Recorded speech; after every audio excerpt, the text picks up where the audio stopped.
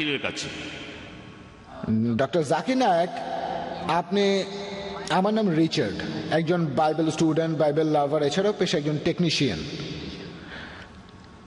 আপনি বললেন যে বাইবেলে আছে যীশু খ্রিস্ট বলেছেন তারা দেবদূতের মতো হবে, আধ্যাত্মিক শরীর দেবদূতের মতো। এছাড়াও আপনি বললেন যে বাইবেলে নাকি কোথাও বলা নেই যে যীশু পুনরুত্থিত হয়েছিলেন। আমি এখানে মাত্র একটা বলছি, অনেক আছে। ম্যাথিউ 16:21 বলছে, আর সেই সময় থেকেই যীশু তার শিষ্যদের বলেছেন যে কিভাবে তিনি জেরুজালেমে যাবেন, কিভাবে তার উপর অত্যাচার করা হবে, তারপর মারা গিয়ে তিনি তৃতীয় দিনে পুনরুত্থিত হবেন। এই কথা আছে 3 বার, সবগুলো গসপেলেই বলা হয়েছে। শুধু তাই নয়, এছাড়াও বাইবেল বলছে কিভাবে তিনি ক্রুশবিদ্ধ হয়েছিলেন 6 ঘন্টা ধরে, কিভাবে মারা গেলেন। তখন বলেছিলেন এল্লা ইল্লা লামাসাবাক্তানি, এখানে তিনি বাইবেলের ভবিষ্যৎবাণীটা পূরণ করেছেন।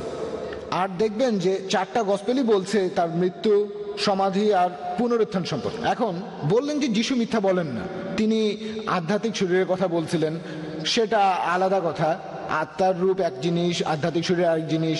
কখনো কখনো আমরা দেবদূতের চেয়ে ভালো, কখনো পশু চাইতেও খারাপ। আসলে যিশুর পুনরুত্থানের ব্যাপারটা আলাদা। আমি আসলে এখানে কোনো তর্ক করতে আসিনি, আমি এসব জেনেছি ঈশ্বরের অসীম করুণায়।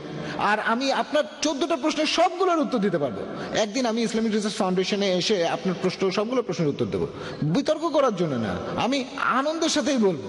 আর কথাটা সত্যি, ট্রিনিটি শব্দটা বাইবেলে নেই, শব্দটা নেই, কিন্তু যীশু খ্রিস্ট ঈশ্বর, এই কথাটা আমি আপনাকে বিভিন্নভাবে প্রমাণ করে দিতে পারি, আপনাকে আমি এটা দেখিয়ে দিতে পারি। আমার কাছে এখানে কিছু লিফলেট আছে, বাইবেলের মধ্যে অঙ্কের বিস্ময়কর খেলা আছে। এটা প্রমাণ হয় যে বাইবেলই সত্যি, এটাই প্রমাণ, বাইবেল পারফেক্ট। তাই আমার কাছ থেকে আপনারাও কালেক্ট করে নিতে পারেন বাইবেলের সত্যতার প্রমাণ। আপনার প্রশ্নটা, আমার প্রশ্নটা হলো, যীশু খ্রিস্ট অনেকবারই বলেছেন তিনি মারা যাবেন, তারপরে পুনরুত্থিত হবেন। আপনাকে আমি আরো অনেক উদ্ধৃতি দিতে পারি। 20 অধ্যায়ের 19 অনুচ্ছেদ বলছে যীশু খ্রিস্ট ক্রুশবিদ্ধ হয়ে মারা যাবেন, তারপর তৃতীয় দিনে যীশু খ্রিস্ট আবার পুনরুত্থিত হবেন। এই তো শেষ, আমার প্রশ্ন প্রায় শেষ, প্রায় শেষ। বলেন, কোনো সমস্যা নেই। প্রশ্ন শেষ হয়েছে? হ্যাঁ, আমি একটু ব্যাখ্যা করলাম। কোনো সমস্যা নেই ভাই, আমাদের IRF এ প্রতি রবিবার প্রোগ্রাম হয়। বাইবেলেই সবকিছুর উত্তর আছে, অন্য কোনো ধর্মে নেই। রবিবার আমরা IRF এ প্রোগ্রাম করে থাকি, ঠিকানাটা আপনি জেনে নিন। প্রত্যেক রবিবার সকাল 10:30। সেখানে আমার লেকচার শেষ হলে আপনি যে কোনো প্রশ্ন করতে পারেন, এমনকি কোরআনের সমালোচনা করতে পারেন, কোরআনের বিরুদ্ধেও বলতে পারেন, সমস্যা নেই। আপনার কথা সাদরে গ্রহণ করবো, আমরা আলোচনা করতে চাই, একে অন্যকে ভালোভাবে বুঝতে চাই। ভাই, বাইবেল নিয়েও জিজ্ঞেস করতে পারেন, সমস্যা নেই। আমি বাইবেল সম্পর্কে আপনাকে জানাবো। হ্যাঁ, অবশ্যই বলবেন। যেমন একটু আগে বললেন ভাই, একটু আগে গসপেল অফ ম্যাথিউ থেকে উদ্ধৃতি দিলেন। কোন উদ্ধৃতি? যিশু বলেছেন তিনি মারা যাবেন, তারপর উত্থিত হবেন। তিনি নিজেই বলেছেন, আমিও মানি, আমরা সবাই মানি যে তিনি মারা গিয়ে উত্থিত হবেন, দ্বিতীয়বার আসার পর মারা গিয়ে উত্থিত হবেন।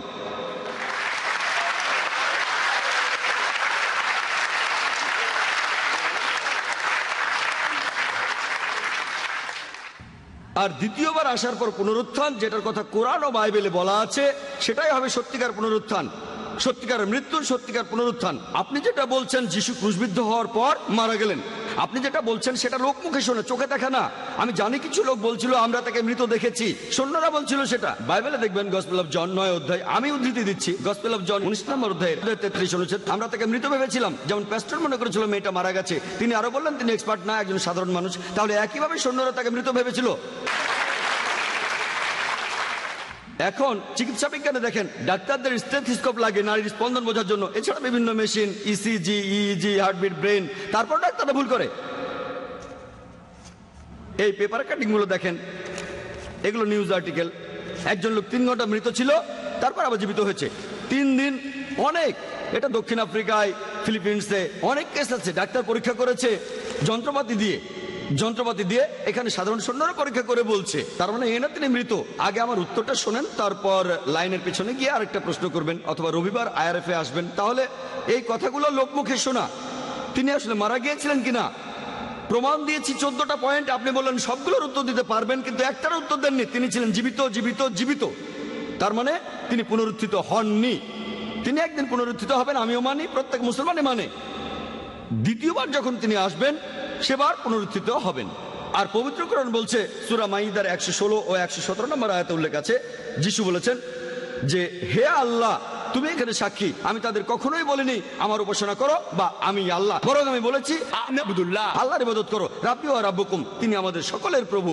যীশু খ্রিস্ট সেটাই প্রচার করেছেন যেভাবে আল্লাহ তাআলা নির্দেশ দিয়েছেন। তিনি বলেছেন তোমরা শুধু এক আল্লাহর ইবাদত করবে, নিজেকে তিনি আল্লাহ বলেননি। আমি এই কথা আগেও বলেছি, গোটা বাইবেলে স্পষ্ট করে আপনি কিছুই পাবেন না। আপনি বললেন বাইবেলে নাকি এমন কথা আছে যিশু বলেছেন তিনি ঈশ্বর, গোটা বাইবেলে স্পষ্ট করে বলা আছে এমন কথা কোথাও পাবেন না যেখানে যিশু তার নিজের মুখে নিজেকে ঈশ্বর দাবি করেছেন আর বলেছেন আমার উপাসনা করো। হ্যাঁ, তিনি আবার আসবেন, তিনি আবার আসবেন। কি জন্য? কোরআন বলছে সূরা নিসার 158 নম্বর আয়াতে উল্লেখ করা হয়েছে যে আল্লাহ সুবহানাহু ওয়া তাআলা তাকে নিজের কাছে তুলে নিয়েছেন, তাকে জীবন্ত তুলে নিয়েছেন। কি জন্য? দ্বিতীয়বার আসার পর তিনি আমাদের নতুন কিছু শেখাবেন না। পবিত্র কোরআনের সূরা মাইদা 3 নম্বর আয়াতে আছে আজ তোমাদের দিনকে পূর্ণাঙ্গ করলাম, ইসলামকে তোমাদের দিন করলাম, তোমাদের জন্য বিশ্বাস পূর্ণাঙ্গ করলাম। নতুন কিছু তিনি শেখাবেন না। তিনি দ্বিতীয়বার পৃথিবীতে এসে মুসলিমদের নতুন করে কিছু শেখাবেন না। তিনি দ্বিতীয়বার পৃথিবীতে এসে সাক্ষ্য দেবেন যে আমি নিজেকে ঈশ্বর দাবি করিনি, বলিনি যে তোমরা আমার উপাসনা করো। এ কথাটা গসপেলেও বলা হয়েছে। দ্বিতীয়বার আসার পরে লোকজন সবাই বলবে হে প্রভু, হে প্রভু, আমরা কি আপনার নামে সব অলৌকিক কাজ করিনি? যিশু তখন তাদের বলবেন তোমরা অন্যায়কারী, তোমরা পাপী, তোমরা এখান থেকে চলে যাও, আমি তোমাদের চিনি না। তিনি এ কথা কাদের বলবেন? মুসলিমদের, হিন্দুদের, খ্রিস্টানদের। তোমরা আমার নামে অলৌকিক কাজ করেছো, তোমরা এখান থেকে চলে যাও, আমি তোমাদের কাউকে চিনি না। যীশু খ্রিস্ট দ্বিতীয়বার যখন আসবেন সেই সময় পবিত্র কোরআনের সূরা ইমরানের 185 নম্বর আয়াতে উল্লেখ করা হয়েছে কুল্লু নাফসিন যায়কাতুল মউত, জীবমাত্রায় মৃত্যু স্বাদ গ্রহণ করিবে। যিশু মারা যাবেন সাধারণ মানুষের মতোই, তারপর ইনশাআল্লাহ পুনরুত্থিত হবেন তিনি। আমরাও অপেক্ষা করছি রোজ কিয়ামতের আগে যিশু এই পৃথিবীতে আসবেন। আশা করি উত্তরটা পেয়েছেন।